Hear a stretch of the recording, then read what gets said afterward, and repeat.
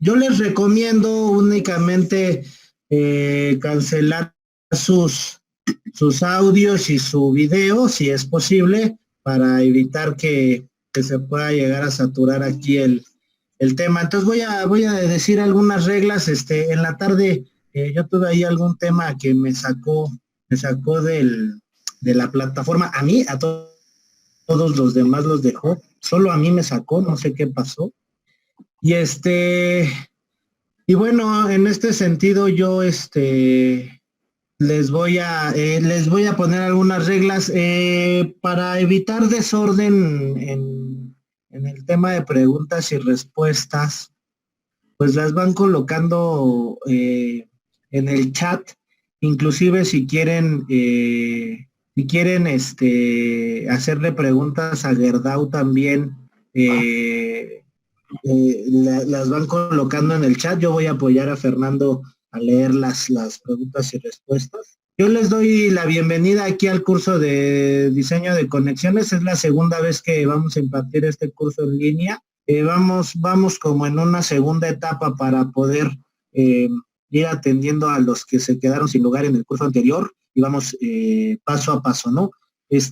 Platicaba con uno de los asistentes, una de las asistentes también está aquí en el curso de conexiones, que las segundas partes en este caso han ido a mejor, ¿ok? El curso de diseño básico de estructuras fue de un modo el primero, no sabíamos bien cómo estaba la dinámica esta del curso en línea, y ahora en la segunda vez que lo impartimos, la verdad es que fue un curso más organizado y mejor. Y bueno, pues parece ser que lo mismo va a suceder en este curso de diseño de conexiones, en el cual pareciera que está más organizado. Nuevamente a los que participaron en el curso de diseño básico que están tomando la consecuencia de los cursos, pues yo les agradezco que sigan aquí con nosotros. Gerdau pues nos está patrocinando nuevamente el curso. Yo les voy a hacer llegar de este curso. Yo tengo un artículo que escribí, que es un artículo de conexiones en acero, mismo que te voy a compartir a través de una liga de Dropbox, nada más que me dé un tiempecillo de organizarme y poder subir la información. Ahí en el grupo de WhatsApp les voy a compartir esta liga de Dropbox. Y al mismo tiempo, pues Fernando, si nos ayudas a compartirnos la liga para descarga de todos tus artículos y toda tu información que tienes y que es parte de lo que nos vas a presentar, pues yo te lo agradeceré mucho. Te doy la bienvenida. Bueno, pues te cedo la palabra, yo voy a silenciar mi micrófono, les encargo a todos que silencien su micrófono también, por favor. Y bueno, bienvenidos a todos, bienvenido Fernando, tienes la palabra. Muchas gracias, Carlos, por la invitación y gracias a todos los asistentes por acompañarnos el día de hoy. La breve charla que traigo para ustedes ahorita es básicamente de una invitación para trabajar en conjunto con todos los que estamos en este medio de la construcción de estructuras de acero. Como bien saben, voy representando a la empresa Gerdau Corsa. Gerdau como tal, y si ustedes ya nos conocen, van a saber que en realidad somos fabricantes de acero, ¿no? Realmente para eso somos buenos.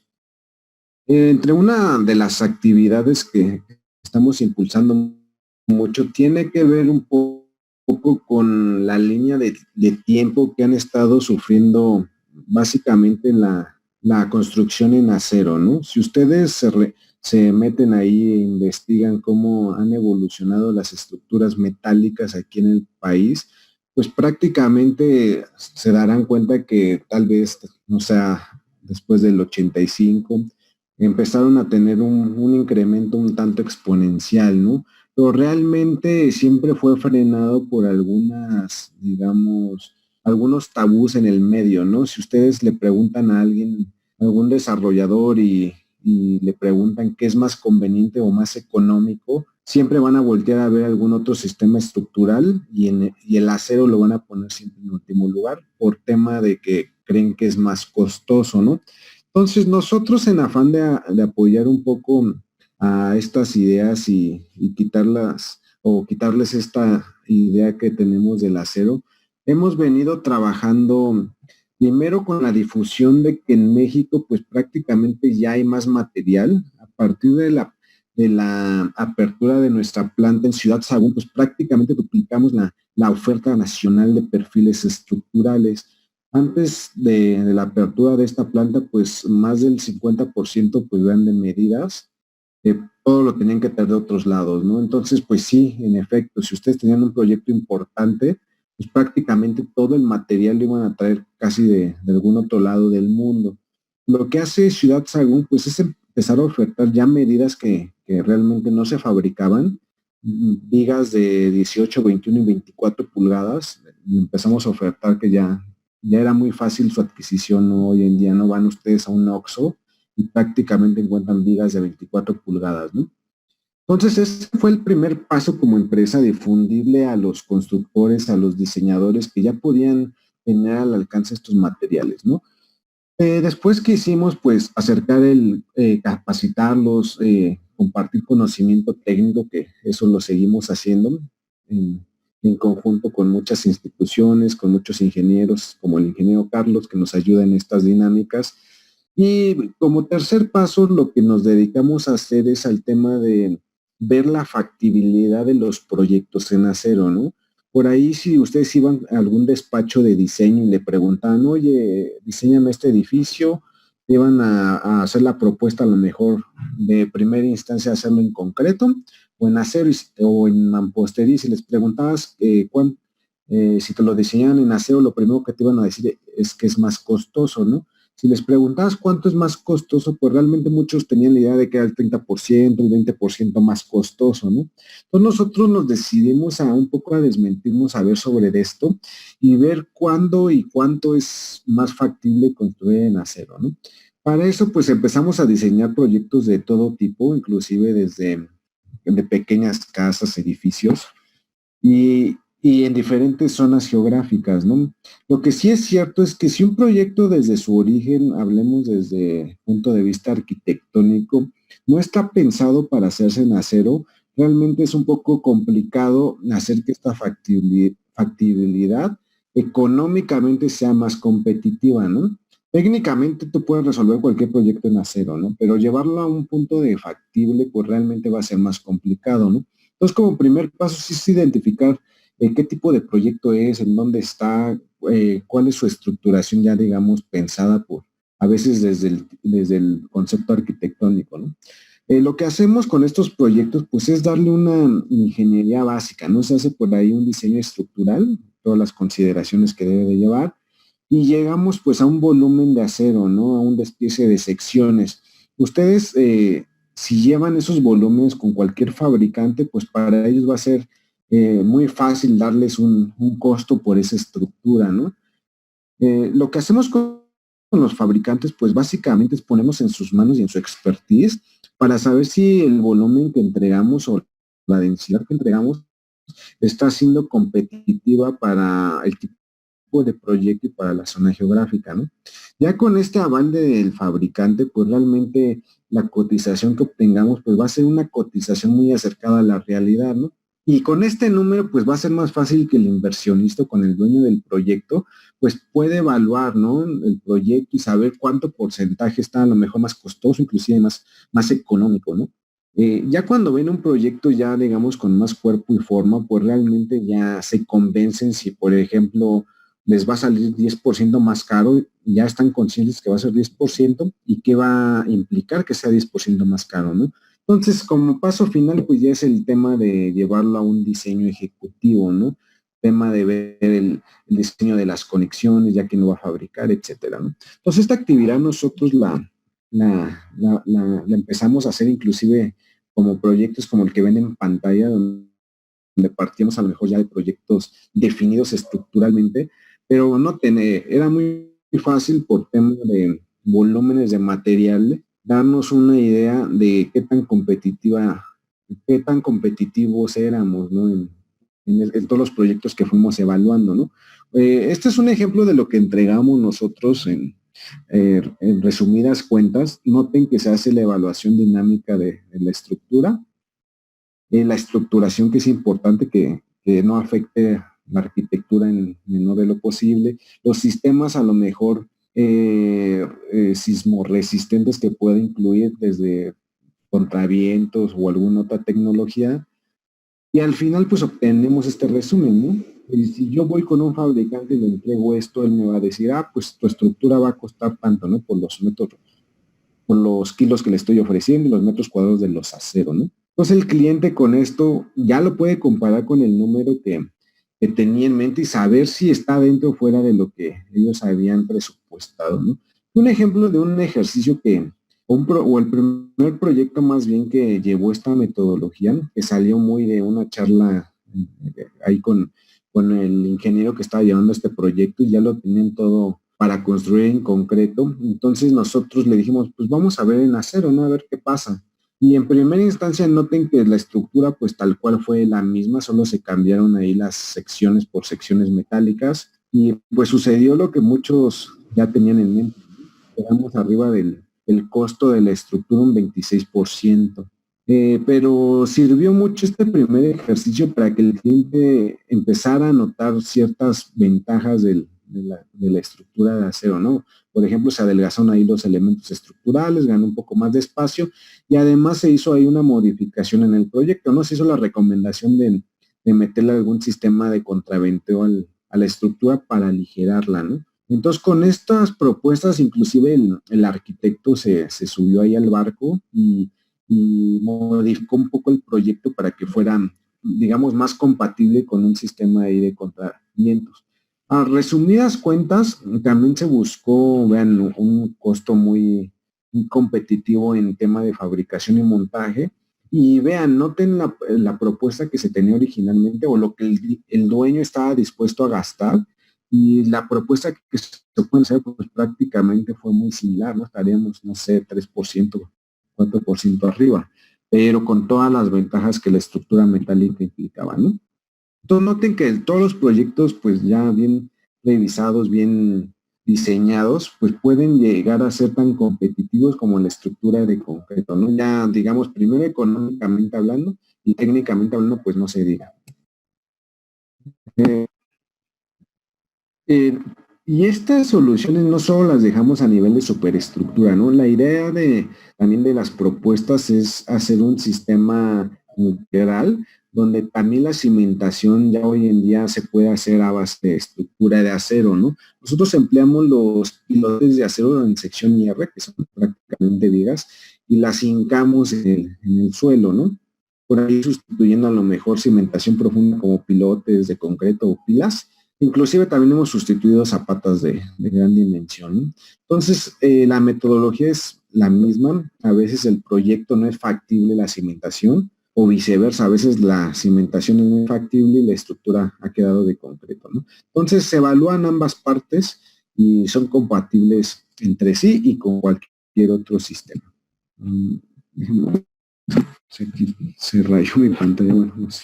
Y bueno, finalmente invitarlos como comentaba el ingeniero Carlos en un inicio, voy a dejar la liga aquí en el chat para que descarguen pues el material que tenemos en nuestra página, desde el libro de diseño básico de estructuras de acero del mismo ingeniero Carlos. Tenemos por ahí las NPC 2017, ya hicimos un compendio ahí resumido de las fórmulas, tenemos el manual de conexiones, entre muchos otros artículos que de hecho se están estrenando, más enfocado a la supervisión y construcción de las estructuras, ¿no? Y bueno, les voy a dejar mi contacto por si los podemos apoyar en algún proyecto. Recuerden, estos servicios no tienen ningún costo. Con muchos arquitectos inclusive trabajamos desde que traen casi un boceto en una servilleta, eso le ponemos una estructura y el mismo arquitecto se va dando cuenta, ¿no? Qué formas puede lograr, qué espacios, de qué tamaño van a quedar los elementos estructurales, ¿no? Entonces podemos trabajar desde cualquier etapa, optimizaciones, diseños, de todo, ¿no? Yo les dejo mi contacto por si quieren compartir algún proyecto. Estamos a su orden y muchas gracias, Carlos, por la invitación y gracias a todos los asistentes. Cualquier cosa voy a andar aquí por el chat, aquí en el curso, ¿vale? Muchas gracias. Gracias a ti, Fernando. Ahí les encargo que no rayen la pantalla.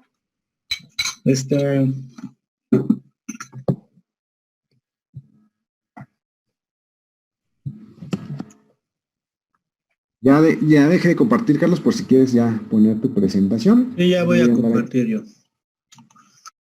Ok, antes de empezar yo directamente voy a abrir el chat. Dice, buenas tardes a todos, ok. Dice, ingeniero Fernando, después de esta contingencia, ¿será accesible la visita para alumnos para conocer la planta de fabricación de acero? Ok, sí, la idea es ahorita, pues, esperamos la luz verde de las autoridades sanitarias para poder levantar ahí nosotros también nuestras restricciones para las visitas. Pero en cuanto esto suceda, igual mi contacto es el mismo, yo organizo las visitas ahí a la planta. En cuanto vean que la situación mejora, no duden en mandarme ahí su solicitud para agendarlos, porque pues me imagino se van a aglomerar muchas visitas y pues sí me gustaría darles prioridad, ¿no? A ustedes que han estado aquí con el ingeniero y en los cursos. Luego dice, buenas tardes, ¿es posible acceder a versiones impresas de la literatura de Gerdau? Sí es posible, pero yo creo que hasta que, a menos de que fuera presencial el curso, ¿no? Y ahorita sí tenemos tirajes impresos realmente, pero hacértelos llegar va a ser complicado. De todas formas, guardamos ahí los contactos para hacerle sus paquetitos de información impresa y en cuanto se reaperturen ahí, ya sea cursos presenciales o pláticas, se los hacemos llegar con mucho gusto. Ok. Parece que ya no hay listo. Más preguntas. Pues aquí andamos a la orden, Carlos. Muchas gracias. Órale, pues. Bueno, ¿cómo andamos de asistencia? Ok. Ya se me escucha bien, ¿verdad? Ahí pónganmelo en el chat. Creo que yo me escucho bien, sin ningún problema. Vamos a empezar con el curso de conexiones, ¿ok? Ahí dice, buen audio, se escucha bien, ok. Bien, voy a empezar ahorita con el curso. Ok, este es el diseño básico de conexiones. Primero que nada, pues les quiero aclarar, no alcanzan 20 horas para ver todas las conexiones que ustedes quieren. Yo entiendo que quieren ver infinidad de ejemplos y eso, pero no se puede atender en 20 horas todo. Vamos a tratar de hacer un curso adicional posterior a de diseño de más conexiones, sobre todo las precalificadas del ISC. Y ahorita estamos hablando específicamente del capítulo J del manual IMCA, mismo que iremos trabajando conforme vayamos en el desarrollo de la presentación, ¿no? Entonces, primero que nada, pues, era aclararles eso. Igual, la información se les hará llegar a través de un Dropbox. Los que ya tomaron curso conmigo saben que sí se les envía la información a través de Dropbox. Los que no habían tomado curso y que están tomando por primera vez este curso, pues no se me desesperen. Tenemos ahí una serie de trabajo, sobre todo al principio de los cursos, es donde más nos saturamos por la generación de facturas y una serie de cosas. Entonces, ahorita, de hecho, el día de hoy ya vamos a empezar a enviarles sus facturas. En un ratito más ya las empezarán a hacer y las irán recibiendo de manera paulatina. Quienes hayan ya entregado sus datos de facturación, pues está bien. Los que aún falten, que vayan a requerir factura y no lo hayan dado la información, pues les encargo que ahí con Carla Hernández, quien los está registrando, pues por favor me ayuden con el tema de sus datos fiscales, ¿ok? Bueno, vamos a empezar. Primero, pues vamos a definir qué es una conexión como tal, y bueno, pues una conexión es un conjunto de elementos que se intersectan en un nodo y que tiene la finalidad de transmitir los esfuerzos entre sí, apegándose a las condiciones de un modelo ideal de estructuración, ¿no? Las conexiones pueden ser unidas a través de tornillos de alta resistencia o pueden ser unidos a través de soldaduras, ¿ok? No importa con qué estén conectados. Aquí yo pongo dos imágenes en las que muestro ahí los dos maneras. El lado izquierdo muestro una conexión rígida desde el punto de vista de alma atornillada y patines soldados, es una combinación de ambas, y en la parte derecha muestro un arbolito que se hace con una columna donde llegan 4 traves, 2 a cada lado y luego en el otro sentido, donde trae placas horizontales de momento, y entonces no importa, no hay algunos mitos en los que se dice que las conexiones atornilladas no son seguras, las soldadas sí, no tiene que ver si es soldada o atornillada para el tema de seguridad, tiene que ver con el diseño estructural, más allá que con si está con soldadura o no. Dicen algunos otros que las conexiones soldadas son rígidas y que las conexiones atornilladas son articulaciones. Eso también es incorrecto, no tiene que ver si es con tornillos o con soldadura. Ahorita voy a mostrar una gráfica de cómo vamos a entender las conexiones para que podamos nosotros saber desde qué punto de vista vamos a diseñarlas, ¿no? Entonces, bien, vamos a continuar, ¿ok? Las conexiones forman parte fundamental de las edificaciones de acero, ya que pues estas unen todos los elementos constitutivos de la estructura, y como lo mencionaba en la diapositiva anterior, estas conexiones tienen que apegarse al momento ideal, ¿no? Al modelo ideal de estructuración. Aquí yo muestro unas fotografías de algunas conexiones, por ejemplo, aquí de una conexión muy elaborada, en donde en el nodo llegan pues traves diagonales, contravientos, columna, trave. Entonces está bastante elaborada ahí la conexión, totalmente atornillada, ¿no? Y unos contravientos acá verticales también del lado izquierdo, una conexión vertical de momento tipo M-plate, que vamos a diseñar una de estas conexiones, pero horizontal. Vamos a hacer la rodilla de este tipo de edificios. Ahí se ve claramente cómo hacen la sección variable, pues con 2 perfiles laminados del tipo IR, para que vean más o menos cómo se desarrollan, ¿no? Bien, los elementos de unión, tales como los tornillos de alta resistencia y la soldadura, son los que se encargarán de que las conexiones funcionen de manera adecuada y las provean de seguridad.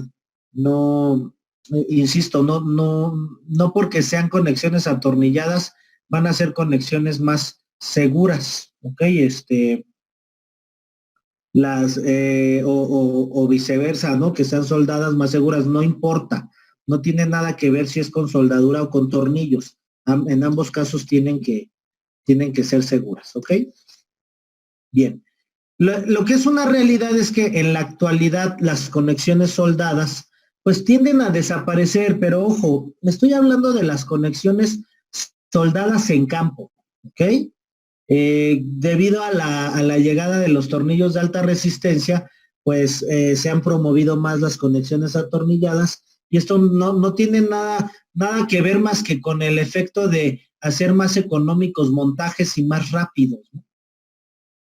Porque además de todo, lo que eso es una realidad es que la soldadura jamás va a desaparecer de la estructura. Por ejemplo, para unir las placas, como se ven ahí estos templates, pues no se puede desarrollar más que con soldadura, ¿no? Entonces, sí, claro, se suelda la placa en plate al perfil y pues ahí desarrolla la termofusión a través de una soldadura, aunque la placa esté barrenada, pero estamos hablando de una conexión atornillada para el montaje, ¿ok? Al final del día la soldadura siempre va a estar presente, ¿no? En la conexión. Ahí muestro un arbolito de conexiones que Gerdau estuvo donando algunos ejemplares. Cuando yo trabajaba para Gerdau me tocó donar este árbol de conexiones que vemos aquí en la fotografía en mi escuela, ¿no? De donde yo egresé. Fuimos a dar unas conferencias yo como parte de Gerdau donamos este arbolito de conexiones que vemos ahí, pero ya no existe más. Creo que Gabriel Guerra llegó y quitó mi árbol de conexiones que con mucho esfuerzo hicimos y donó uno más grande. Entonces, bueno, pues yo le agradezco que haya sido más grande y más padre, pero pues el mío, quién sabe a dónde me lo botaron y quién sabe a dónde lo regalaron. Ojalá le hayan dado un buen uso, pero bueno, estas esculturas se donaban ahí a algunos organismos, pues sobre todo para el tema didáctico, ¿no? De los profesores de acero que pudieran ir a visualizar ahí. A mí me hubiera gustado que mi profesor de acero pues me hubiera llevado ahí a ver este arbolito, pero pues bueno, cuando yo era estudiante todavía no existía. Y bueno, pues mis cursos, tarde me di cuenta que no eran tan buenos cursos los de acero que tuvimos, pero bueno, hacían su mayor esfuerzo. Entonces vamos a hablar de las conexiones, ¿ok? Invariablemente sabemos que tenemos nosotros dos métodos de diseño, uno que es el diseño por esfuerzo permisible y otro que es el diseño por factores de carga y resistencia, que en inglés pues es el método ASD y el RFD respectivamente, y que denota las conexiones como tipo 1, tipo 2 y tipo 3. Tipo 1 la rígida, tipo 2 la simple y tipo 3 la semirrígida. El LRFD totalmente restringida, parcialmente restringida, en el caso de la simple, y la semirrígida también la considera como parcialmente restringida. La que es rígida totalmente, la considera como totalmente restringida. Nosotros le vamos a llamar rígida, simple y semirrígida, entendiendo la clasificación subsecuente, ¿no? Que les acabo de mencionar por cada método de diseño. Y entonces, bueno, yo muestro esta grafiquita para entender las conexiones, ¿ok? Entonces, en el eje vertical tenemos un graficado, la capacidad para desarrollar momento de una conexión. En el eje horizontal, tenemos la capacidad para desarrollar giro de una conexión. Y bueno, todo lo demás estará fundamentado en lo que se establezca en esta gráfica.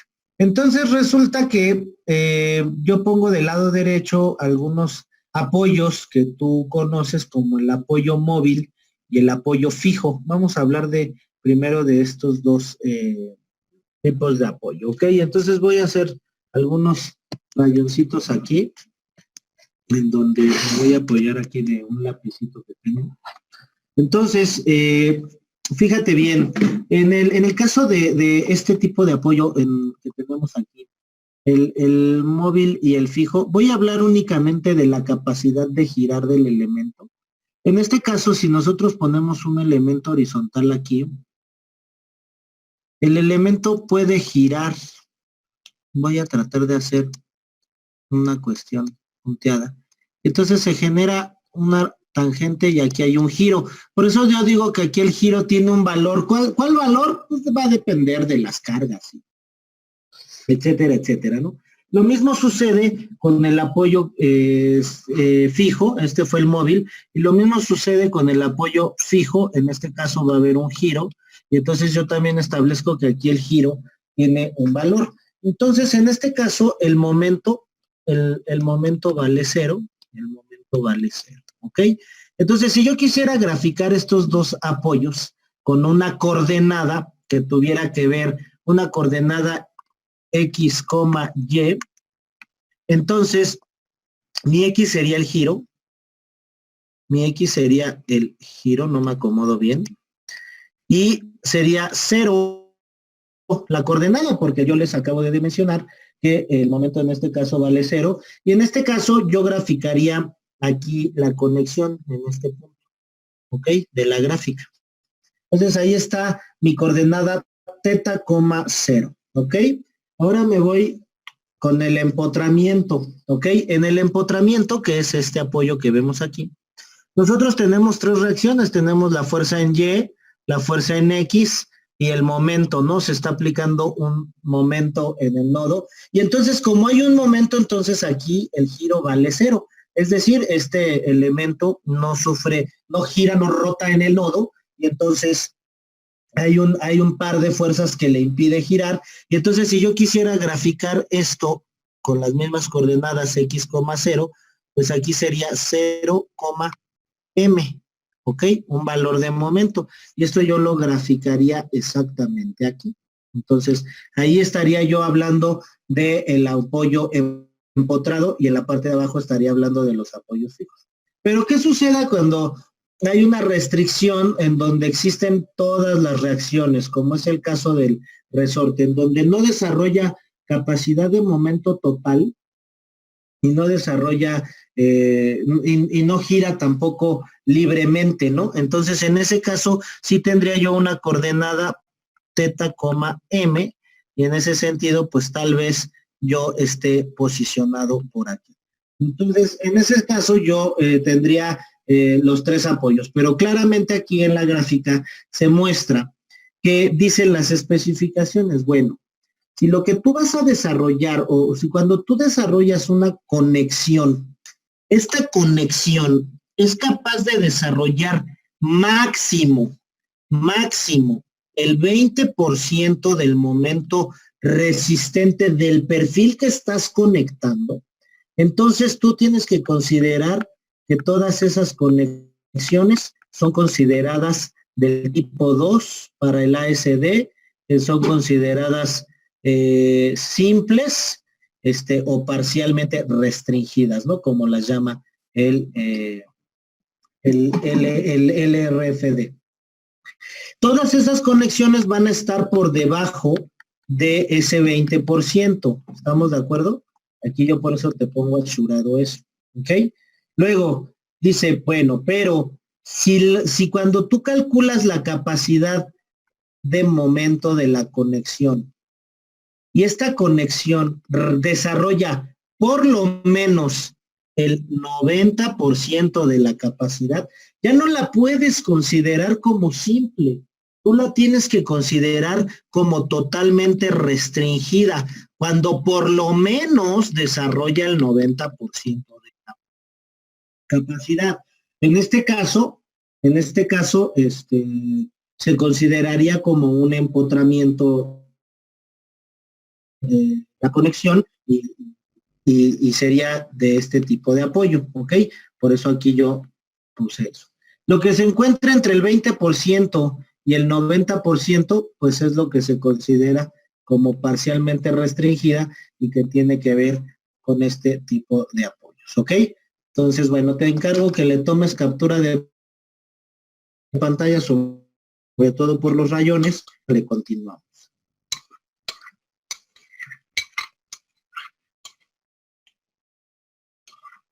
Bueno, constructivamente, ¿cómo se va a desarrollar esto?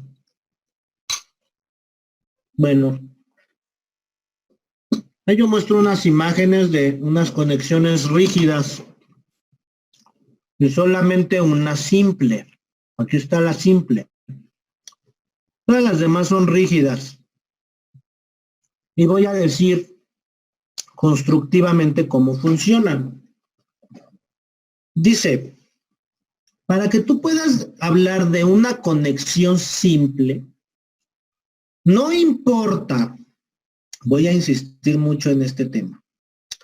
No importa si la conexión es atornillada o soldada, no tiene nada que ver. Por ejemplo, la del lado izquierdo es una conexión simple porque únicamente está conectada el alma, ¿ok? Entonces, en la conexión simple, lo voy a tratar de poner aquí como apunte, en donde únicamente está conectada el alma. No tiene que ver si es con tornillos o con soldadura, tiene que ver con que los patines están desconectados, ¿ok? Ahora bien, me voy a ir hasta el otro extremo, en donde en esta conexión, en esta voy a poner aquí la nota, se conectan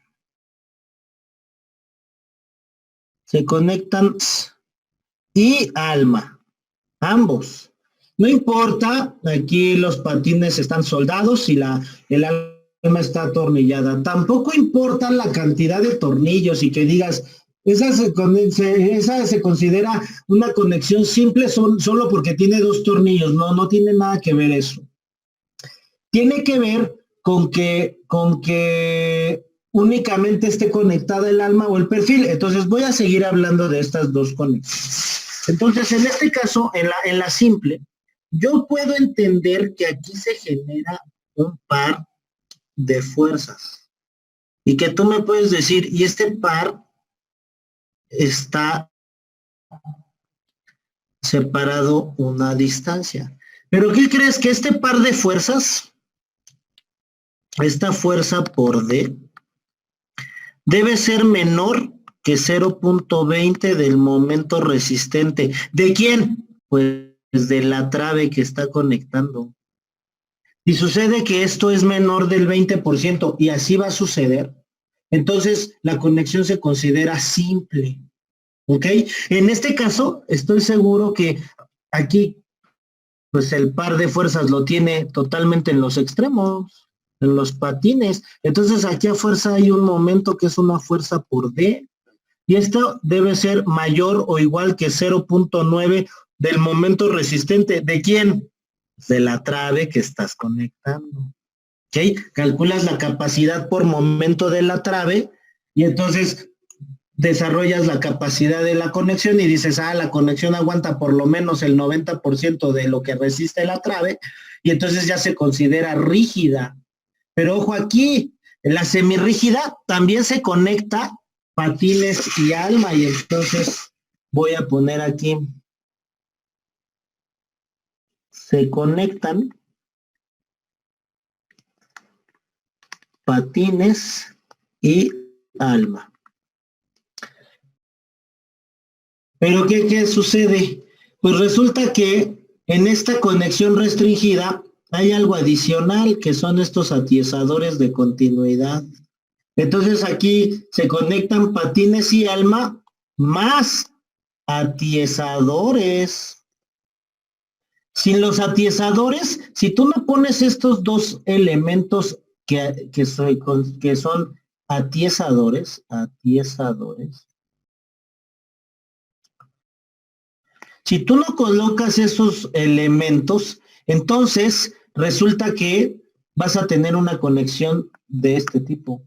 ¿Ok? Es la diferencia. Acá no hay atiesadores en la semirrígida, por eso es semirrígida. Aquí no está desarrollando rigidez total.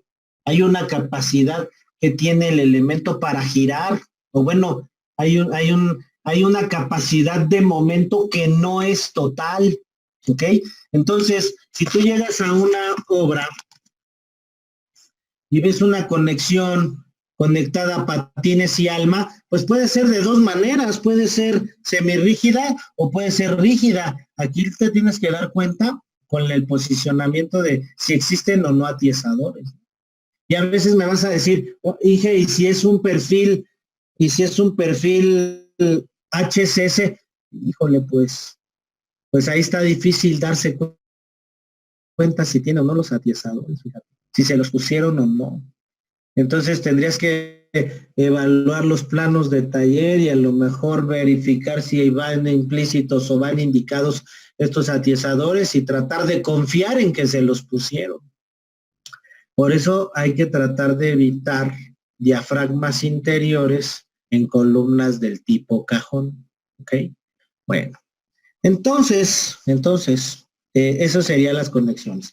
Aquí yo te traigo algunos ejemplos de el árbol de conexiones de la ISC, en donde te voy mostrando cómo se conectan los elementos en la realidad, cómo se conectan los elementos en la realidad y para que los vayas viendo físicamente. Hay combinación de soldaduras y tornillos, ¿no? En este caso, pues, vemos ahí una conexión simple en donde se logra apreciar totalmente que está únicamente conectada el alma del perfil. Pues aquí luego se ve de este perfil con dos ángulos ahí al centro, en donde se ve la entrada de luz ahí por los patines, lo cual indica que están desconectados. Una conexión simple, únicamente en el alma. Hay una conexión acortante también, patines desconectados. Una bandera que sale del alma del perfil, que únicamente conecta al alma. Están patines desconectados, sigue siendo una conexión simple. Un perfil T soldado al alma de la trave para recibir ahí el larguero. Únicamente está conectada el alma, por lo tanto, no importa el par que se genera aquí, Estamos seguros que este par, esta P por D es menor que el 20% del momento resistente. ¿Okay? Por lo tanto, sigue siendo una conexión simple. Una conexión rígida en donde empezamos a conectar patines y alma, y entonces ahí se ve claramente toda la continuidad del nodo, ¿no? En ambos casos es una conexión rígida. Por ejemplo, aquí el end plate está conectado patines, aquí se ve la conexión de los patines, aquí está conectado el alma, entonces eso hace que sea rígida, pero para que esta conexión sea rígida, tiene que haber continuidad, y entonces pues aquí hay continuidad con el atiezador, propiamente de la otra conexión, que son unas placas horizontales de momento, pero que propiamente le dan continuidad a esta conexión de aquí. Entonces, se considera rígido todo el nodo, ¿ok? Igual lo mismo, aquí patines soldados, mira, van soldados directo al patín de la columna, el alma está atornillada, aunque la bandera la trae del otro lado, pero estos atiezadores que ves aquí fungen como la continuidad, ¿no? Entonces aquí nada más a este le sacaron una bandera de este tipo para conectar el perfil que viene y soldar los patines también a esos atiezadores, y también se considera una conexión rígida, ¿no? Ahí vemos más conexiones rígidas. Traigo una serie de fotografías, ¿no? Que es la parte introductoria del curso, en donde vamos viendo para poder entender qué tipo de conexión es la que vamos a proceder a diseñar. Un empalme, por ejemplo, a menudo se pide que los empalmes sean en Z, ¿no? Pues esto es incorrecto. El AWS recomienda que no lo hagas, ¿no? Porque nada más desperdicias material y pues esto no brinda una conexión más segura, ¿no? Entonces, al contrario, estás desperdiciando este material de una de las vigas y este material de la otra, y entonces prácticamente desperdicias un tramo completo, ¿no? Entonces, pues no lo hagas. Aquí estas conexiones semirrígidas, ¿no? Donde están patines conectados alma conectada, patín conectado, pero no tiene aquí atiesador. No hay, no hay atiesador. Por lo tanto, pues es una conexión semirrígida. Y en estricto sentido es la única fotografía de la conexión semirrígida que traigo, ¿no? Las otras nada más son meramente para explicar, ahí no está conectado con nada, ¿no? No estamos comparándolo con nada, ¿no? Esta pues, invariablemente se ve totalmente incapaz la conexión de desarrollar un momento importante, ¿no? Entonces, pues, la verdad es que está muy escasa la conexión, entonces pues es ahí da una especie de semirrigidez, pero que va más a un comportamiento de conexión simple que otra cosa, ¿no? Aquí tengo esta estructura galvanizada en Veracruz. Esta conexión va a fallar. Esta conexión va a fallar. ¿Y por qué va a fallar? Pues voy a explicar por qué va a fallar. Lo que pasa es que esta conexión, esta estructura está en Veracruz, se tuvo que galvanizar totalmente y los tornillos se colocaron negros, entonces tendrían que haber sido tornillos galvanizados. Por lo tanto, va a ocurrir una corrosión galvánica ahí, donde el que va a perder es el tornillo y va a desaparecer eventualmente y entonces pues va a haber una desconexión ahí de la trave con la columna y pues el elemento va a fallar, ¿ok? Porque ya no va a haber tornillos. Pero no se preocupen, mira, está galvanizada y tornillo negro, ¿ok? Esto está mal ejecutado, ¿ok? Pues más que nada quien compró los tornillos, seguramente aquí la de compras dijo, los tornillos galvanizados están más caros, entonces pues como yo soy de compras y tengo que ahorrar costos, pues yo los compro negros, ¿por qué chingados no? Entonces, bueno, pues ahí está el resultado, ¿ok? Ahí está el resultado, aquí va a ocurrir una corrosión galvánica y bueno, se tuvo que galvanizar en frío, hay unos galvanizadores en frío, en donde pues ya se arreglaron ahí las conexiones. Esta conexión es de tipo en plate, es rígida porque aquí están los atiesadores, aquí hay atiesador. Entonces, no tenía falla estructural, tenía falla por un tema corrosivo que se iba a presentar ahí en la conexión. ¿Ok? Este es un empate que normalmente voy a ponerlo aquí, se conocen como splice. Así se conectan o se empatan dos armaduras. Yo diseñé una armadura de 3 metros, me parece, no estoy seguro que sea esta, pero me parece que sí, no me acuerdo si esta foto tiene aquí 3 metros de peralte. Y bueno, las conexiones fueron de este tipo, de tipo splice, en donde pues el claro era de 50 metros, yo no podía transportar 50 metros, tuve que hacer el desarrollo de estas conexiones para poder transportar las piezas y atornillarlas en campo y poder ejecutar el montaje. Pues aquí se tendría que haber puesto una placa de relleno para poder que pudieran tener contacto las placas. Aquí mis residentes, a mí me gusta criticar mis mismas obras, no me gusta criticar todo lo malo que van a ver aquí, son obras mías y son obras de mis residentes, los cuales quiero mucho porque me dan un montón de material para mis cursos. Y entonces, como es el caso de esta conexión, en donde aquí mi residente, pues, ¿por qué no? Ya no pudo apretar más la pieza y dijo, vamos a ponerle un punto de soldadura para que no se aflojen a todos los tornillos, como pueden observar. No los tronó, estos eran unos tornillos de tensión controlada, tendrían que haber sido tronados a la hora de apretar. Ya no los tronó porque pues no se le dio la gana tronarlos y entonces dejó así la conexión, pues esto está totalmente mal ejecutado y no va a funcionar, aunque sea una conexión de tipo aplastamiento, va a tener ahí un comportamiento extraño y va a fallar, sobre todo van a fallar los tornillos por una cuestión de fatiga ahí. El cliente y nuevamente pues quien toma la decisión es mi residente. Dice el cliente, Inicialmente la placa base en este sentido tenía las anclas aquí, igual que acá, y dijo el cliente, no, ahí no las voy a poner desde el cimiento, ¿eh? Él dijo, ahí no las voy a poner porque por aquí pasa un muro, por aquí pasa un muro y me estorban tus anclas, dice, me estorban tus anclas, le dice a mi residente.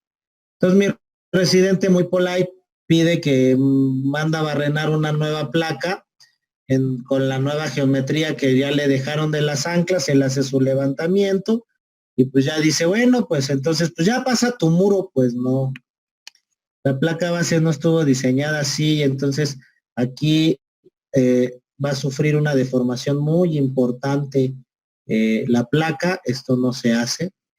Entonces, ¿qué solucionamos? Pues tuvimos que perforar aquí otra vez y meter unos taquetes epóxicos, nada más que ya no fueron 3, fueron 6 taquetes epóxicos para poder ayudar a la conexión a que respondiera con el momento que iba a estar presentándose aquí ahora. Y entonces, pues otra vez le estorbaban los taquetes epóxicos ahí al cliente para su muro y él fácilmente dijo, no importa, le hago una ventana a mi muro. ¿Y por qué no le hizo esa ventana desde el pinche principio? Y nos hubiéramos, aquí va a estar la placa base, le estorbaba y pues iba a sacarle la vuelta así, pues eso hubiera hecho desde el principio y nos hubiéramos evitado estos retrabajos. Ahí les muestro nada más cosas de qué no deben hacer, cómo debe ser simétrica la conexión. Nuevamente no hay contacto de las placas, no las aprietan bien. Mis residentes, pues esta conexión tiene pérdida de fricción. Aquí es una conexión de fricción. Pues tiene pérdida de fricción porque no está haciendo contacto placa con placa, ¿no? El mismo cliente de la placa base dice, no, antes de que subas todas las piezas en el montaje, píntame las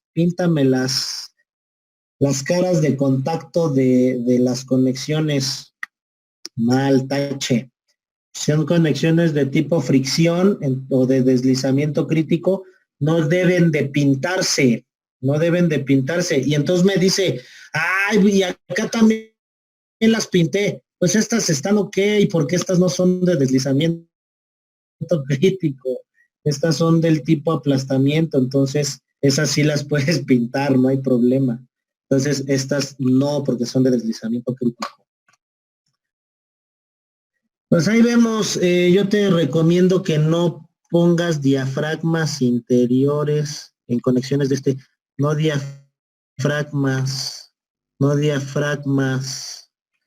Pon estas, mira, estas están por el exterior, en donde lanzas el concepto de columna fuerte y trave débil, que en este caso es armadura, para que fluya el elemento horizontal y no el vertical, pero además, pues que no tengas necesidad de colocar por dentro de la columna nada, ¿no? Entonces estas conexiones están ok por fuera. Pues ahí muestro rígida. Aquí, dije, aquí tú hiciste HSS, sí, pero aquí acaba el entrepiso aquí, entonces ponerle el pinche atiesador al HSS es de lo más fácil del mundo porque va en la punta. Aquí sí, estamos ok. Las conexiones pueden ser del tipo aplastamiento o por medio de fricción. Al mismo tiempo podemos especificar conexiones atornilladas o conexiones soldadas. Dentro de la práctica resulta económico combinar ambas, ¿ok? Ahí se pueden hacer. Y bueno, pues ahí muestro más. Patines soldados, aquí es patines soldados en esta conexión y alma atornillada. Toda atornillada. Conexión de contraviento, pues es de tipo aplastamiento, ¿ok? Vamos a diseñar una conexión de este tipo, ¿ok? Una conexión así, en donde hay tensión y cortante combinados en esta placa de aquí. Una conexión de rodilla, ¿ok? Donde participan ahí los los tornillos a fricción y pues ahí se ve la conexión de rodilla. También vamos a hacer una como esas. Aquí. Una conexión de cumbrera, ¿ok? Donde aquí sí hay desarrollo de fricción, ¿no? Aquí sí hay fricción. Una trave central con una columna en donde la conexión es horizontal. ¿Ok? Y bueno, hasta aquí voy a dar un break de unos 10 minutitos y pueden ir preguntando cosas en el chat. ¿Ok?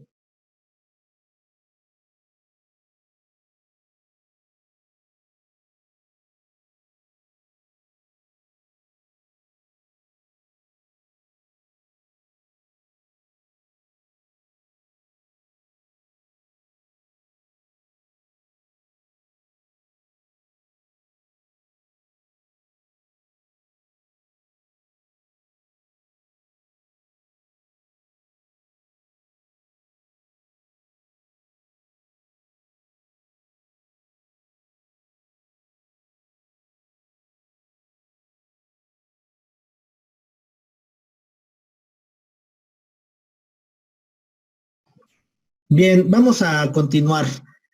Vamos a hablar ya de tornillería y vamos a hablar un poco de cómo se calculan algunas capacidades de los tornillos. Entonces, voy a empezar hablándoles de los tornillos convencionales. Vamos a hablar de dos tipos de tornillos. Y primero vamos a hablar de los tornillos convencionales. ¿Qué características tienen? Bueno, tenemos tres calidades que vamos a utilizar en conexiones de estructuras.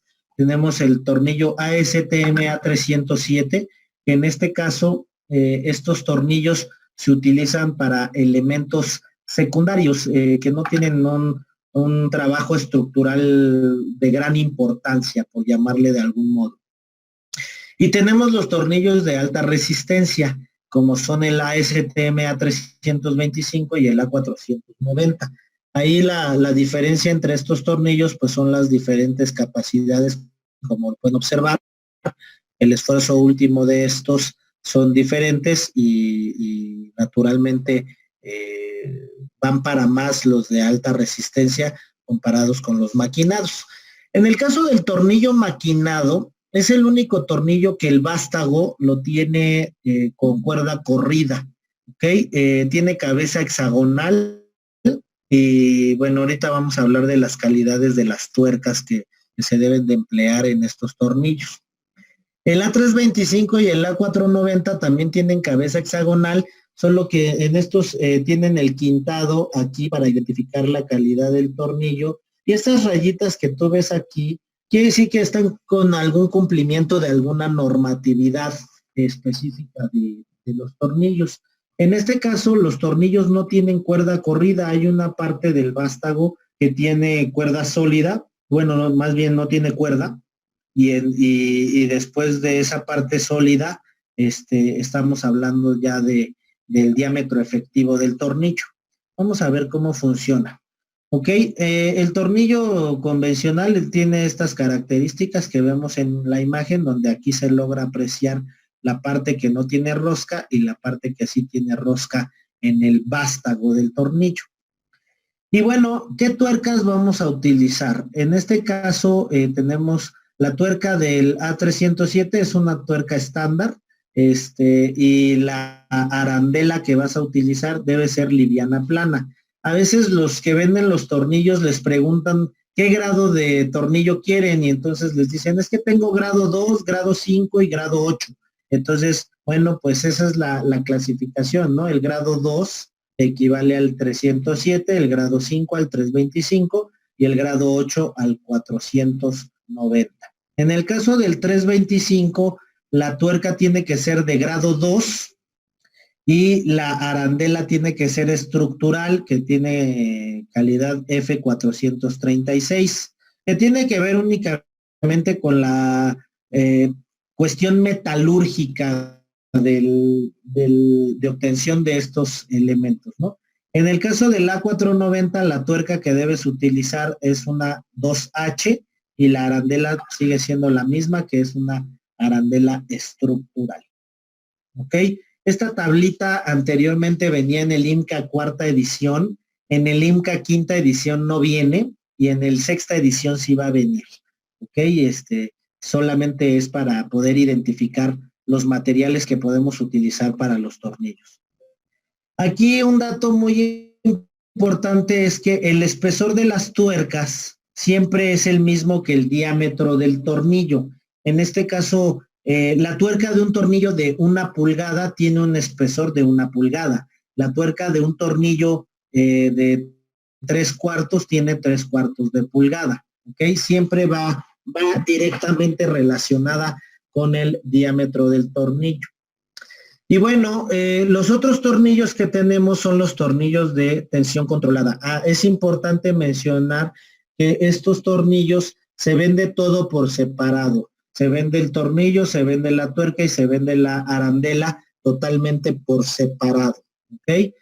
El tornillo de tensión controlada solamente existe en A490. Aquí voy a hacer unas anotaciones importantes.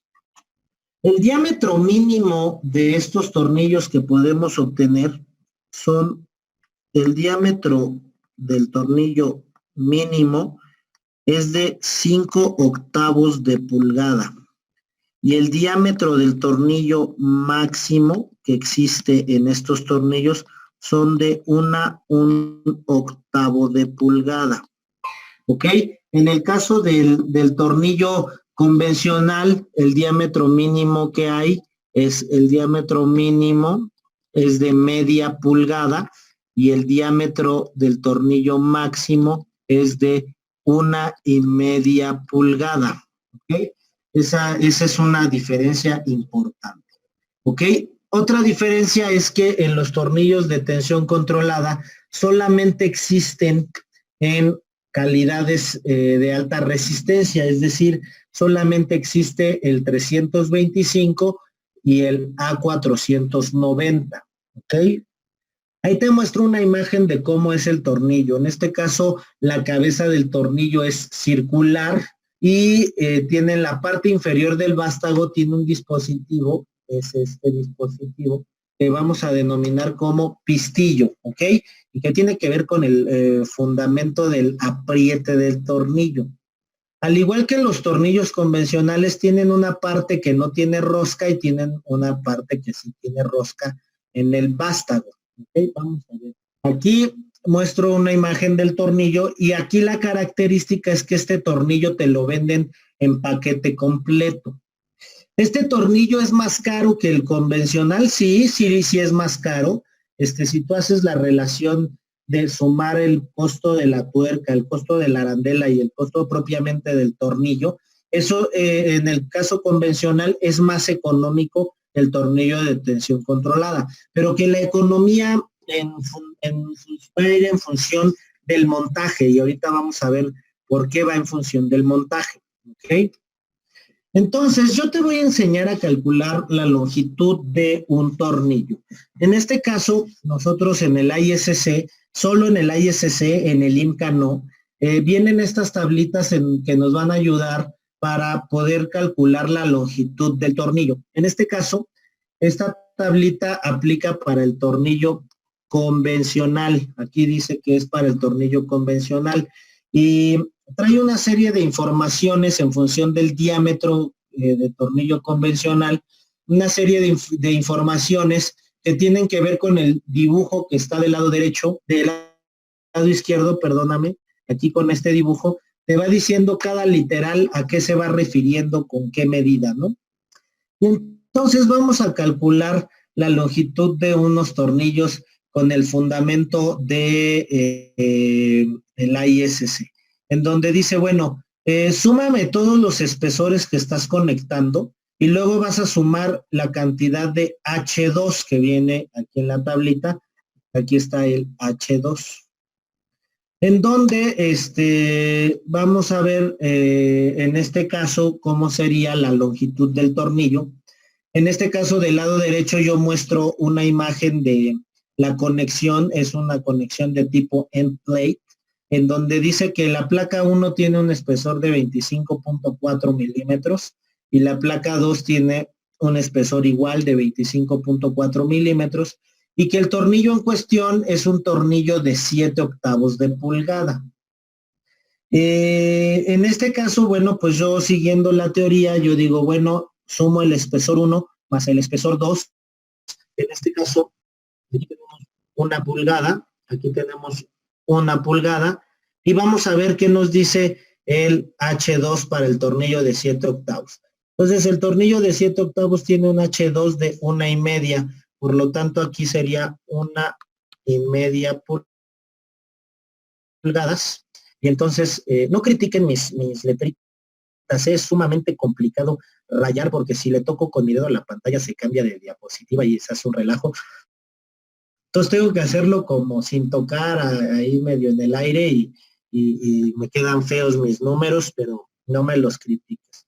Entonces, en este caso, 1 pulgada más 1 pulgada más 1,5 pulgada, pues nos dan las 3,5 pulgadas que está mencionando el tornillo. Así de manera muy rápida y simple podemos nosotros evaluar la longitud del tornillo. Pero ¿qué sucede si nosotros no tenemos esta tablita, ¿no? Entonces, pues tenemos que sacar nuestra longitud teórica, en donde sumamos los espesores conectados, más el espesor de la tuerca, más la roldana, el espesor de las roldanas o de la arandela, y le vamos a dejar una holgurita, ¿no? Entonces, en este caso, pues yo vuelvo a decir 25.4 más 25.4, el tornillo es de 7/8, por lo tanto el espesor de la tuerca es de 7/8, que serían 22.2 milímetros, más 10 milímetros de las roldanas, más 5 milímetros de holgura, nos da 88 milímetros y el inmediato superior es de 3,5 pulgadas, nos da exactamente el mismo valor.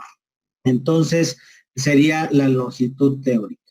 También tenemos nosotros una tablita aquí para el tornillo de tensión controlada, la cual está establecida aquí, en donde la teoría es exactamente la misma, ¿no? Dice, súmame los espesores más el H2. En este caso, va fundamentado con el tamaño de pistola. Hay pistolas cortas y pistolas largas, ¿ok? Y las pistolas largas, bueno, pues aprietan, tiene que ver con la cantidad de dados y el diámetro de los dados que tenemos, ¿no? Ahí se ven las diferencias de las pistolas y bueno, va a tener valores distintos en función del tipo de pistola que tú tengas para apretar estos tornillos, que es una pistola neumática.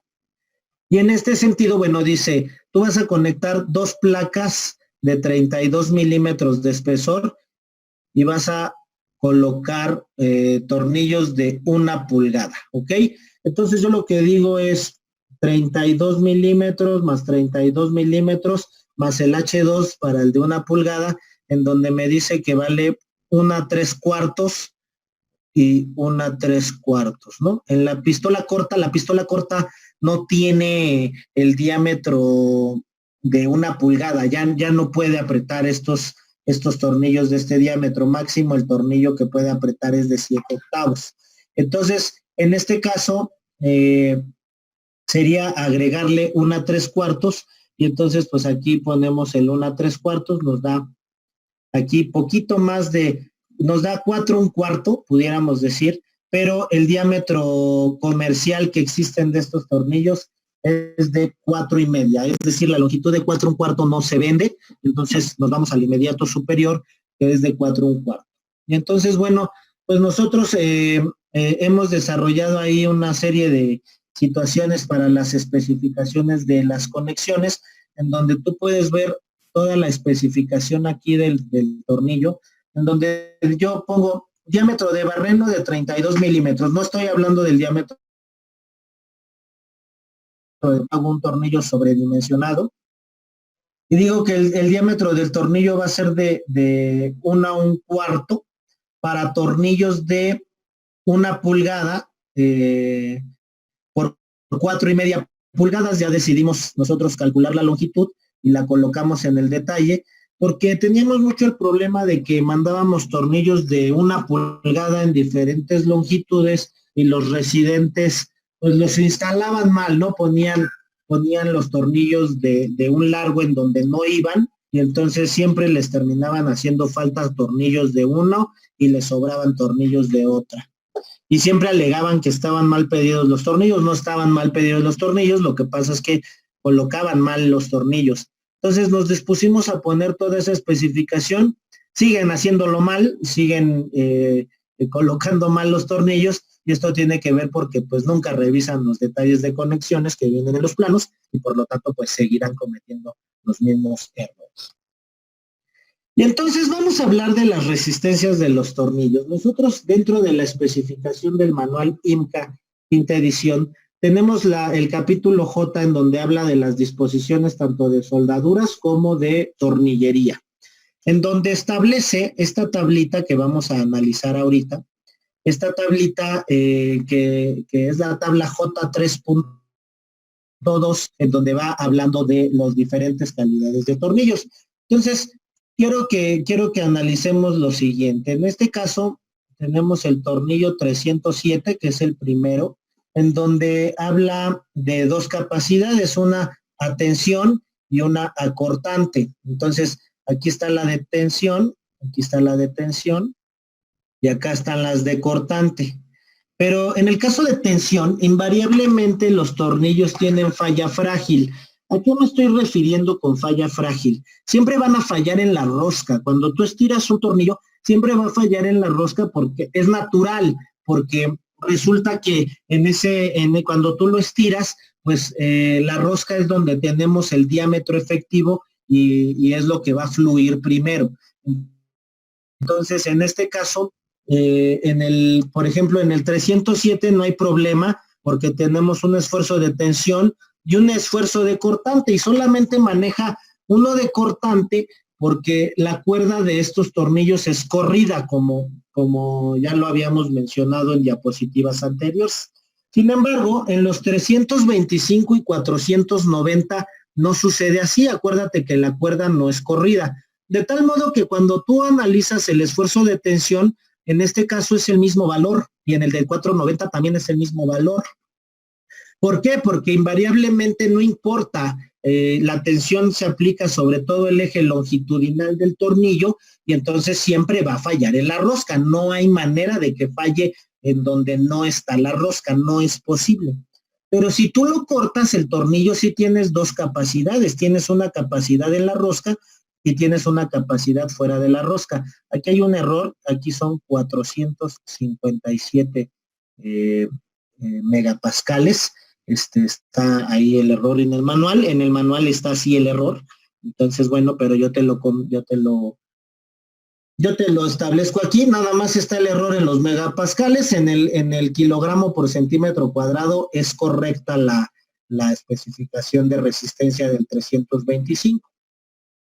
Entonces, nosotros tenemos dos capacidades a cortante, una en la rosca y una fuera de la rosca. Vamos a leer cómo lo dice, ¿no? No lo dice como tal así, sino dice, tornillos del grupo A, cuando no se excluyen las cuerdas del plano de corte. Pues si no se excluyen, quiere decir que están incluidas. Y en el otro caso, en el otro párrafo, dice cuando sí se excluyen. En este caso, pues la resistencia es diferente, ¿no? Naturalmente va a tener mayor resistencia el tornillo en donde no tiene rosca que donde sí tiene rosca. Y esto pasa por la cantidad de área, no porque cambie la química del tornillo, es por la cantidad de área, solo que en la especificación lo que castigan es el esfuerzo para no hacerte calcular un área efectiva del tornillo y siempre ocupes el área total del tornillo, ¿ok? Lo mismo sucede con el 490, ¿ok? Y además te pone dos datos adicionales que son de partes roscadas. En este caso, por ejemplo, si nosotros ponemos contravientos de barras redondas, pues en los extremos se suelen roscar para poder atornillarlos y ajustarlos, ¿no? Entonces está hablando de estas partes que tú roscas, ¿no? Que son barras redondas A36 y que no necesariamente tienen la calidad de los tornillos, o como también el ejemplo más real de esta situación son las anclas, ¿no? Y donde ocurre lo mismo, mira, El esfuerzo de tensión es exactamente el mismo, no importa si es en la parte sólida o en la roscada, siempre va a ser la misma porque va a fallar la parte con rosca, pero en el cortante sí te maneja dos valores distintos, ¿no? Uno donde hiciste la rosca y otro donde no hiciste la rosca. Yo mencioné que los tornillos invariablemente tienen fallas frágiles, por lo tanto, si tú vas a hacer el diseño por factores de carga y resistencia, tú vas a ocupar un phi de 0.75. Si vas a ocupar el método de resistencia permisible, lo que vas a ocupar es un factor de seguridad omega igual a 2. Y la resistencia no importa a corte o a tensión simple, siempre va a estar fundamentada con esta ecuación que viene en el capítulo J. Este es J3.6. ¿Ok?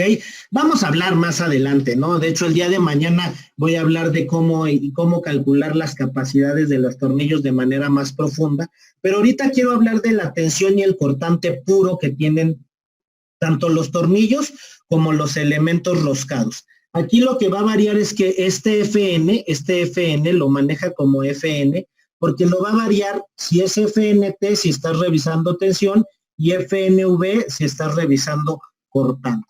¿Ok? Entonces, vamos a hacer un ejemplito de esto para que tú puedas entender cómo funciona la tablita. ¿Ok? Me voy a estar pasando de diapositivas, ¿ok? Para que no te me desesperes, ¿ok? Entonces, ahí yo muestro unas imágenes de unas partes roscadas, ¿ok? En el cual voy a hablar de cómo funciona el cortante. El cortante, recordemos que en la tabla vienen dos valores de cortante, en la rosca y fuera de la rosca. Entonces, aquí yo manejo el cortante en la rosca y el cortante fuera de la rosca. Y el efecto de tensión invariablemente va a ser el mismo porque cuando tú tensionas este elemento, donde va a ocurrir la falla siempre es aquí en la rosca. Siempre va a fallar ahí cada vez que tú lo estires. Entonces, vamos a ver un ejemplito. Fíjate bien. Yo aquí te muestro un ancla. Ahí está determinada el ancla. El ancla la vamos a considerar ASTM A36. En este sentido yo voy a decirte que el FU del A36 vale 4080 kilogramos por centímetro cuadrado. ¿Ok? Este ya es dato. Ahorita te voy a mostrar, déjame mostrarte de dónde lo saqué.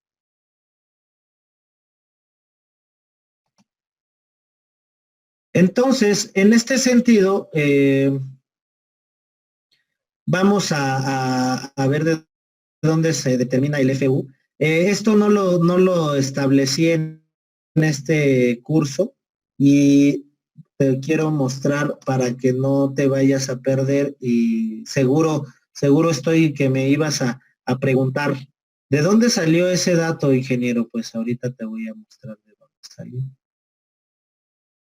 En donde aquí yo te voy a mostrar una tablita que viene en el manual IMCA, esta tablita. En donde aquí, por ejemplo, tenemos el ASTM A36, el acero A36, que equivale a un NMX B254 y tiene un esfuerzo de fluencia mínimo de 2530 y un esfuerzo de ruptura de 4080. De aquí yo saqué el 4080 del acero A36. Nada más te quería yo decir, aquí están los datos. 4080 de esfuerzo último, ¿ok?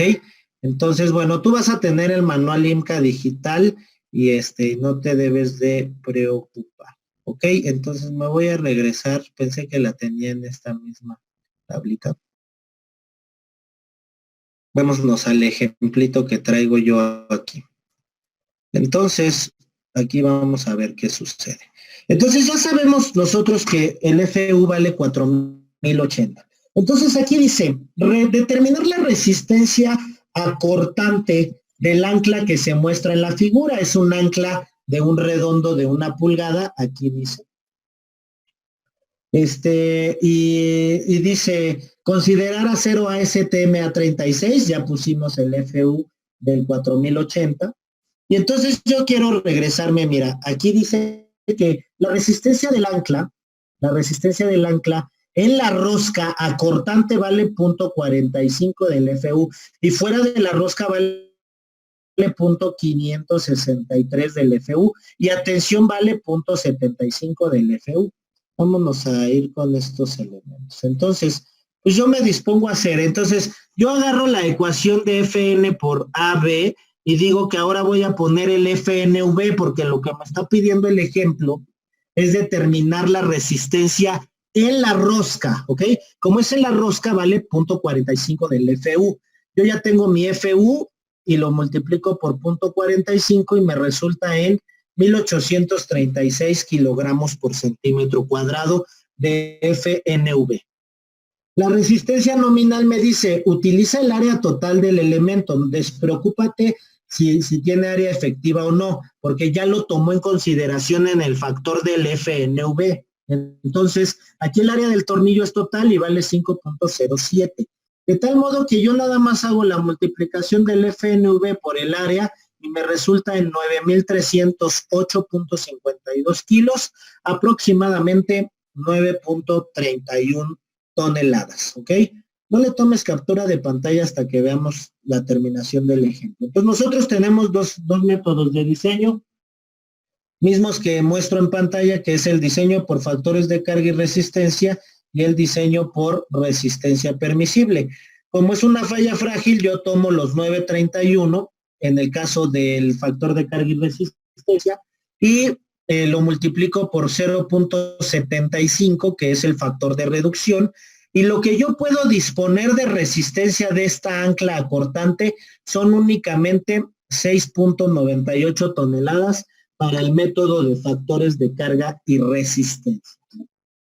Para el método de resistencia permisible, pues yo lo que tengo es una resistencia permisible, igual agarro la resistencia nominal, pero ahora la voy a dividir entre el factor de seguridad, en este caso vale 2, y yo lo único que puedo disponer de resistencia cortante de este elemento, pues es 4.66 toneladas, ¿ok? Vamos a ver qué sucede. Ahora vamos a ver qué sucede fuera de la rosca, ¿ok? Nuevamente tengo la misma ancla, es la misma calidad de acero. Ahorita lo único que estoy haciendo es evaluar el cortante fuera de la rosca, es decir, voy a evaluar el cortante aquí. Y en el ejemplo anterior evalué el cortante aquí, ¿ok? Entonces, aquí yo lo tengo fuera de la rosca y digo, bueno, el FNV va a cambiar porque ahora vale 0.563 del FU. En este caso, 0.563 del FU me da 2.297. El área de la barra sigue siendo la misma, solo que ahora necesito 11.65 toneladas para cortar ese elemento, ¿ok? Porque está fuera de la rosca. Entonces, en este caso, yo tengo dos métodos de diseño. Este 1165 lo multiplico por 0.75. Yo solamente puedo disponer de 8.74 toneladas de resistencia de esta ancla acortante. Y si lo hago por resistencia permisible, pues estos 11.65, que son la resistencia nominal, la divido entre el factor de seguridad igual a 2 y solamente puedo disponer de 5.83 toneladas de resistencia permisible, ¿no? Ahora vamos a ver qué sucede con el ancla sujeta a tensión. Entonces ya ahí tengo yo el ancla sujeta a tensión, la calidad del acero es la misma, el diámetro va a ser el mismo, por lo tanto el área es la misma, y lo que va a cambiar en la ecuación es que ya no voy a usar FNV, ahora voy a usar FNT, y el FNT en este caso vale 0.75 del FU, al yo multiplicarlo por el 4080, me dice que puedo tomar 3.060 kilos por centímetro cuadrado, el área es la misma, y en este caso el La resistencia nominal a tensión del elemento pues es de 15.51. Invariablemente, si yo aplico la fuerza de tensión aquí en este sentido, entonces siempre va a fallar en la rosca, siempre va a fallar en la rosca. La falla no se va a presentar en otro lado, ¿ok? Entonces, en este caso, pues yo tengo nuevamente mis dos métodos de diseño, en el cual el 15.51 lo voy a multiplicar por el factor de reducción y me da que solamente puedo disponer a tensión de esta ancla de 11.63 toneladas. En el caso de la resistencia permisible, ese 15.51 de nominal lo tengo que dividir entre el factor de seguridad y me arroja 7.66 toneladas de resistencia, ¿ok? Entonces, en este sentido, sería la determinación de las capacidades de el ancla tanto a cortante como a tensión, ¿ok? Entonces, déjenme conectar mi lap porque se me está acabando la pila. Déjenme expulsar esta cosa. Y bueno, hasta aquí le voy a dejar el día de hoy. Te voy a dejar una tarea que ahorita vamos a platicar. Y vamos a ver al chat las dudas, vamos a empezar a trabajar con las dudas y aquí las vamos a... Yo creo que las dudas las tienen compartidas a todos en la presentación, y entonces vamos a ver de qué se trata. Dice, ingeniero, saludos, ok, saludos. Después de esta contingencia, ¿será que sí? Ya le preguntaron a Yerdau. Okay, muchas gracias. 5, buen audio. Dice, se escucha bien. Dice, Inge, para que sea rígida, yo supongo que era para que sea rígida las conexiones, deberán ser del mismo peralte, es decir, patín con patín, o en caso de sección pequeña, patín con columna. No, a ver, mismo peralte, yo no sé si te estás refiriendo. Me voy a regresar acá a la imagen donde teníamos eso.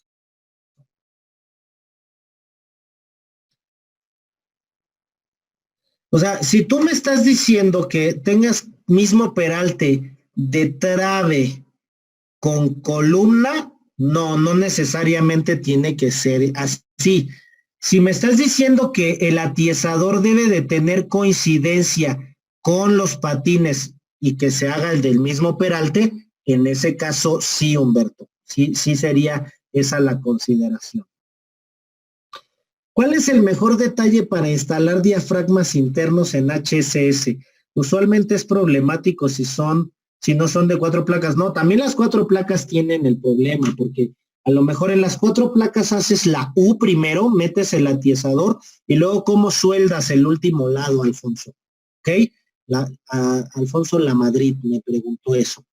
La mejor manera es que tienes que cortar el HSS, colocar los diafragmas, soldarlos y luego empatar el tramo que cortaste, José Alfonso. No sé si me expliqué. Y la verdad es que la cantidad de calor que se le aplica al HSS es mucha y a mí por eso no me gustan. No me gustan porque no es que no me gusten estéticamente, es que de verdad son un problema en el tema de la fabricación, sobre todo para dar continuidad, ¿no? Dice Giovanni, la presentación se quedó en la diapositiva de la conexión rígida. ¿Solo es mi máquina? Pues sí, Giovanni, porque creo que los demás, no tuvieron problema. Dice Raúl, no se escuchó nada. ¿De qué, Raúl? Ya no supe en qué parte. Dice, ¿cómo se determina cuándo usar una conexión semirrígida y cuándo usar una rígida? Briones, la verdad es que yo te recomiendo que las semirrígidas no las uses. Te voy a decir por qué. Resulta que nosotros en nuestro país, y de acuerdo a a las condiciones sísmicas de nuestro país, tenemos bien fundamentado las conexiones simples en la situación de que se han hecho pruebas destructivas para poder ver la capacidad de la conexión. En el caso de las rígidas, también tenemos fiel el estudio de cómo fallan estas conexiones porque se han destruido las conexiones.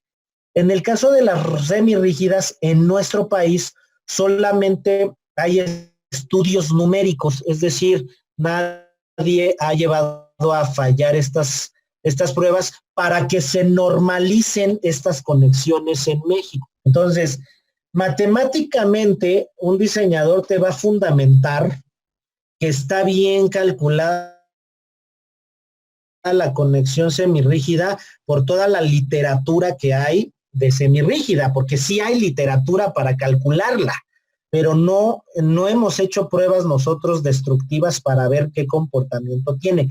Por lo tanto, a mí, este sí es un tema particular de vista. A mí no me gustan ni rígidas, yo no las uso porque no sé qué en realidad cómo se van a comportar aquí, ¿ok? Yo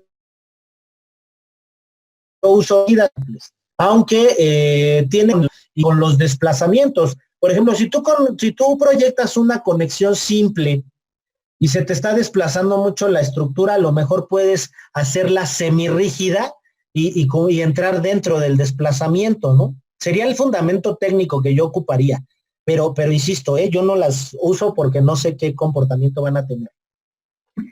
O bien, y si con la semirrígida no pasas con el desplazamiento, pues ya te irías a la rígida.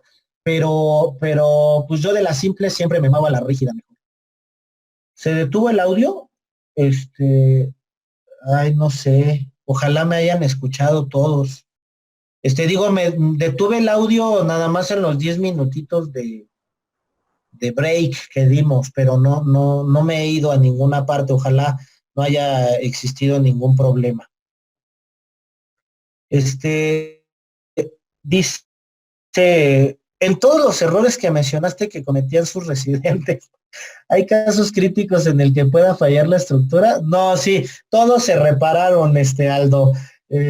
Muestro las fotos del error, pero por ejemplo, la conexión donde soldaron los tornillos, los hicimos quitar los tornillos y volver a poner los tornillos de manera correcta y tronarlos, a pesar de que ya estaba pintada la conexión, no nos importó y se tiene que arreglar. Me preocupan las que me haya dado cuenta de las tonterías que hicieron, ¿no? Pero por eso es importante irse a dar una vuelta a las obras que uno construye. Todas se terminaron arreglando, al menos las que te mencioné yo. ¿Sería adecuado considerar un brazo de palanca entre tornillos del 20% del peralte de la trave conectada para garantizar una articulación? O sea, sí lo tienes que considerar el 20% del brazo de palanca en el diseño, ¿ok? Para que pueda quedarse bien la conexión y que los momentos que generan, los poquitos momentos que generan, sean absorbidos por la placa de conexión, por ejemplo, en el caso de cortante, ¿no? Y que el espesor de la placa sea capaz de resistir este 20%, pero estrictamente en tu modelo ideal de análisis, debes despreciar el 20% para que se desplace más el elemento. Se detuvo el audio porque se quedó en la diapositiva de las... Sí, nada más detuve el audio en el break, Armando. Creo que creo que hubo confusión ahí, a lo mejor no me expresé bien, que nos íbamos a ir a break, y pues iba a cancelar mi audio para que no oyeran mis llamadas por teléfono y mis groserías, Amado. No se escucha, sí, no se escucha. Dio un break de 10 minutos. Inge, ¿me puede explicar qué es un diagrama interior? Un diafragma interior. Ah, ok. Perdóname, Karen, yo leí mal. A ver, Karen, voy a regresarme otra vez a esta diapositiva. Voy a borrar esto. Y imagínate esta columna, Karen, esta columna que ves aquí, Yo estoy poniendo un perfil IR y un perfil IR. Entonces, en este caso, pues estos atiesadores los sueldo perfectamente al alma y a los patines del perfil IR. ¿Qué pasa si tú conectas este elemento a una conexión cerrada? ¿Cómo le llamarías a este atiesador? Tendrías que poner un atiesador que adopte la forma de la parte interior del perfil y soldarlo, ¿estamos de acuerdo? Este atiesador interno de la columna HSS se conoce como diafragma. Y mostré aquí, vamos a adelantarnos. Por ejemplo, aquí tengo esas columnas, mira, tengo columnas cerradas. ¿Cómo le doy continuidad por dentro del perfil? Pues a través de un atiesador cuadrado que se llama diafragma interior, ¿ok? Eso es un diafragma. Espero me haya podido explicar de manera correcta, Karen. Dice Manuel Esteban, en la parte de donde pasa el muro y que estorban las anclas, ¿cuál hubiera sido otra buena opción aparte de hacerle ese hueco? ¿Es válido haber colado en bloque en esa parte y seguir normal el muro hacia arriba? Sí, claro, si hubiera sido válido, ¿no? Nada más que pues se hubiera hecho líquido ahí el concreto y que después fraguara ya con las anclas embebidas, por llamarle de algún modo, Manuel. Si hubiera sido válido. Aquí el problema es que los muros eran como muros tilt-up, en donde los colaban en el piso y luego los montaban, entonces ya tendría que tener la ventana hecha. ¿Puede poner de nuevo la diapositiva de los tornillos? Claro, Francisco, nada más, ¿cuál de todos los tornillos? Déjame moverme aquí. ¿Cuál de los tornillos? Mira, esta es la de los tornillos convencionales. O te referías a los de tensión controlada. O te referías a la tabla de resistencia de los tornillos. ¿Cuál te refieres? ¿Ok? Me aclaras ahorita y te la vuelvo a poner. Dice Gerardo, ¿se enviarán las diapositivas al correo? No, te las voy a mandar en una liga de Dropbox que compartiré a través del WhatsApp, Gerardo. Nada más denme oportunidad de enviárselas, por favor, ¿ok? No me presionen mucho. Antes de continuar, me disculpo porque a veces digo groserías y se me salen. Soy hijo de padres jarochos y a veces son parte de mí y son totalmente inevitables, pero en ningún momento las hago ofensivas. Ya en algún curso se pusieron a decir que es que yo insulto a los asistentes, y que soy sumamente nefasto. Eso mencionaron. De ninguna manera, los respeto mucho y créanme que trato de evitar no decir groserías, pero a veces se me complica un poquito. Se escucha bien, dice Inge, revisaremos ejemplo de diseño de placa base por momentos pequeños y grandes. Voy a revisar un diseño de placa base con la guía 1 de la ISC, pero nada más es momento grande, no pequeño, ¿ok? Más o menos, y te voy a hacer referencia a que te refieras a la guía 1, ¿no? De la ISC, pero no nos da tiempo porque tan solo en la placa base nos vamos a llevar mucho tiempo, dado que abordo hasta el diseño de cartabones, briones, ¿ok? Entonces, la verdad es que nos viene bien un ejemplo completito y 20 horas son insuficientes, mi querido Briones. Ingeniero, llegué tarde, me imagino compartirá las diapositivas y comenzará siempre a la misma hora. ¿En dónde se encuentra en la República para calibrarme? Yo estoy en Toluca, ¿ok? Yo estoy en Toluca, dice. Gracias, Inge, quedó claro, perfecto. ¿Cómo coloca el diafragma interior? Jesús Valdivia, pues ya más o menos expliqué, ¿no? Tenemos el tramo, vamos a suponer que tenemos el tramo de 12 metros, Jesús, y a los 6 metros tenemos que poner un diafragma. Entonces tengo que cortar el elemento a los 6 metros, meter los diafragmas y luego volver a empatar el elemento. Entonces se complica, sobre todo si son de 10 pulgadas, de 12. Hay quien a veces le hace una ventana al HSS y mete los diafragmas por ahí. El problema es que para eso necesitas tener un tamaño considerable del elemento para poder hacer la ventana. Dice, ¿funciona en HSS diafragmas por fuera? Sí, no, ya no son diafragmas, Abiud. Abiud, tú no tomaste el curso pasado de conexiones, ¿verdad? O tomaste el de diseño básico, pero no habías tomado el de conexiones, entonces, fíjate, te inscribiste hasta este. Sí, sí funciona, lo mencioné también en una imagen, pero ya es como un cinturón, ya no se llama diafragma, ¿no? Sería como un cinturón. Dice Francisco Torres, dice, ¿cómo se coloca de manera física el diafragma interior? Ya lo volví a mencionar. Dice, ya despejé mi duda de los tornillos con los ejemplos, gracias. Ah, perfecto. Miguel Cortés dice, Miguel Cortés es mi compadre, Miguel Cortés.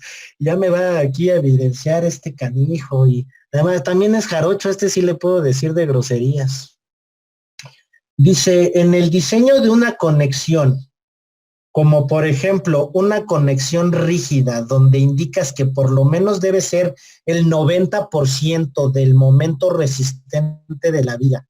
Este momento resistente de la viga es el que puede desarrollar en función de la longitud. No, sí, claro, es la capacidad de la viga. Tú la vas a calcular la capacidad de la viga sin importar qué falló de la viga. La viga pudo fallar por fluencia o plastificación, pudo fallar por pandeo lateral torsional que va a ir en función de tu longitud no soportada lateralmente. Puede fallar por pandeo local. Lo que es una realidad es que jamás va a desarrollar, a lo mejor te desarrolla el momento plástico y entonces tendrás que usar el momento plástico para diseñar esa conexión, pero si la viga solamente desarrolló el momento nominal por pandeo lateral torsional, esa es la capacidad, nunca va a desarrollar la fluencia, entonces esa capacidad es la que vas a usar para la conexión. Sí, no necesariamente siempre va a desarrollar el plástico, ¿ok? Dice Abiud, ok, Inge, queda claro, sí tomé el diseño básico, ok, vientos Abiud. ¿Qué más? Perfecto, esa era mi duda. Gracias, pinche compadre. A ver qué día vienes a la casa, cabrón. ¿Qué más? ¿Qué más? Seguimos por aquí. Nos queda un minutito por aquí. Bien, hago algunos comentarios relacionados con la facturación. Por favor, a ver, en la tabla parece que ya casi no hay acero a 36, ¿es correcto? Es correcto, sí. Claro, mira, Ols, te voy a decir, vamos a poner la tablita. Pareciera que ya no hay A36, mira, todos estos se fabrican en A36 y el redondo. El IR es el único que ya no se hace en A36, ¿ok? Entonces, pues definitivamente el A36 no va a desaparecer, es un mito, Ols, es un mito. Y sobre todo las secciones de 3 placas, si haces secciones I de 3 placas, puedes hacerlas con A36, no hay problema, ¿ok? Quienes falten de entregar sus datos de facturación, por favor, entréguelos ahí con Carla Hernández. Voy a empezar a hacer la facturación el día de hoy, entonces seguramente mañana ya empezarán a recibir sus facturas para no atrasarme, además de que es fin de mes. Yo les agradezco mucho su atención, me dio gusto conocerlos a los que no conocía, me dio gusto saludar a los que sí conocía y pues nos vemos mañana a las 7 de la noche. Siempre doy la tolerancia de 7:10 porque a veces tienen un poco de problemas para ingresar a la plataforma y les doy esa tolerancia, ¿no? Entonces, y normalmente abro la sesión una media hora antes, unos 20 minutos antes. Les agradezco mucho su atención, y mañanita nos vemos, camarón, pulpo y ostión, porque ingeniero que no es naco, no es arquitecto, no es ingeniero, es arquitecto, ¿ok? Entonces yo sí soy naquito, camarón, pulpo y ostión.